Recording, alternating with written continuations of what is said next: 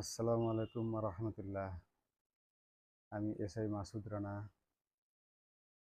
আজকে শেখ হাসিনার তৃতীয় ষড়যন্ত্র তৃতীয় ষড়যন্ত্র আপনাদের সামনে নিয়ে এসেছি।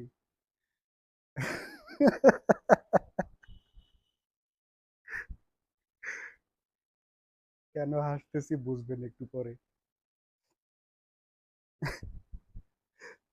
तू तो लूट गए रे हसीना, बर्बाद हो गया। শেখ হাসিনা 96-তে যেভাবে জামাত ইসলামকে সাথে নিয়ে বিএনপির বিরুদ্ধে আন্দোলন করেছিল, সেভাবে এখন বিএনপিকে সাথে নিয়ে এই অন্তর্বর্তীকালীন সরকারকে হটানোর বা নতুন নির্বাচন দেওয়ার ষড়যন্ত্র করেছে।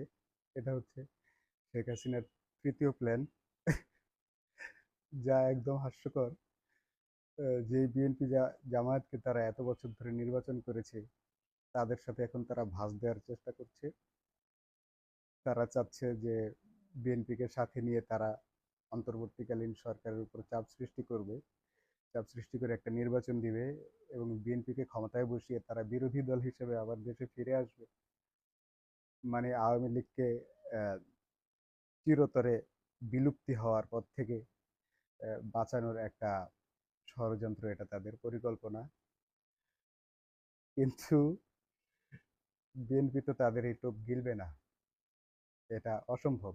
কারণ বিএনপি যদি আগামী 5 বছরও ক্ষমতায় না আসে, বা এই সরকার যদি আগামী 5-6 বছর 10 বছর ক্ষমতায় থাকে, তাতে বিএনপির কোনো ক্ষতি হবে না।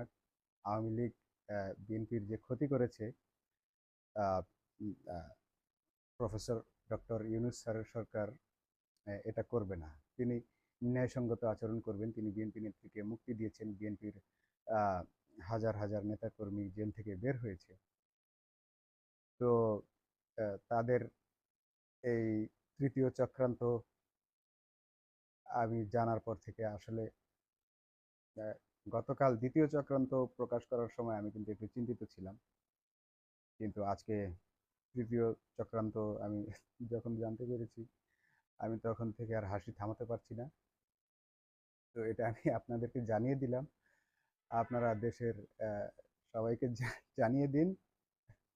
এখন নিশ্চয়ই হাসিনা বসে বসে ভাবছে, হে প্রভু, ये क्या हो गया, শেখ মাসুদ রানা, ये सब कैसे पता चल गया।